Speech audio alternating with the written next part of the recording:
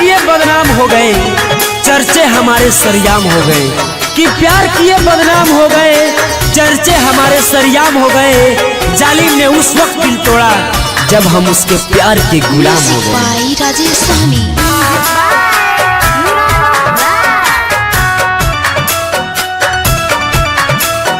तोहरे ही चलते डूबल रहतानी शराब में। सुना हो, तोहरे ही चलते डूबल रहतानी शराब में। सूखल गुलाब रखल बा आजू किताब में। सूखल गुलाब रखल बा आजू किताब में। तड़पत हम बानी उनका ही याद में। सूखल गुलाब रखल बा आजू किताब में। सूखल गुलाब रखल बा आजू किताब में। कि दिल का दर्द छुपाना कितना मुश्किल है, गम में मुस्कुराना कितना मुश्किल है। कि दिल का दर्द छुपाना कितना मुश्किल है, गम में मुस्कुराना कितना मुश्किल है। दूर तक जब चलो किसी के साथ, फिर तन्हा लौट कर आना कितना मुश्किल है।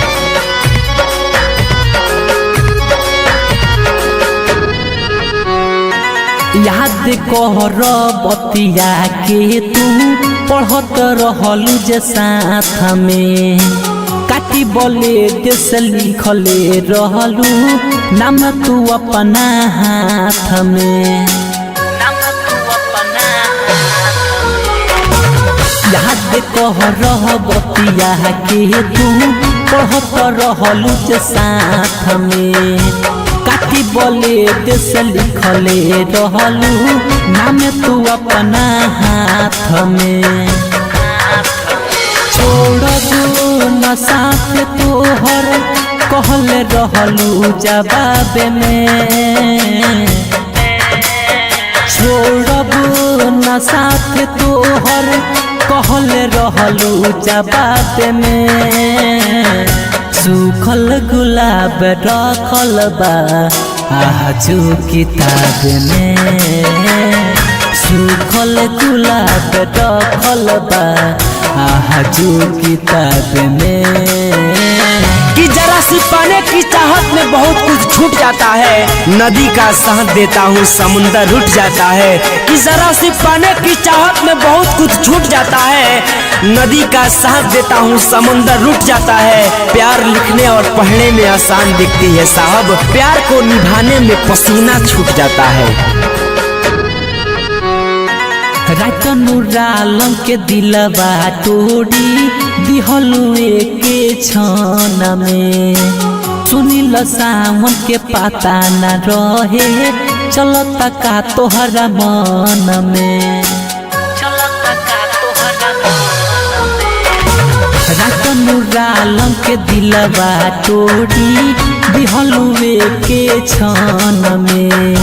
सुनील सावन के पता न रहे चलता का तोहरा मन में।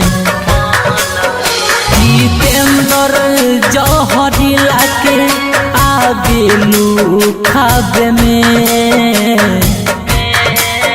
जितेंद्र जहरीला के आगेलू खाब में।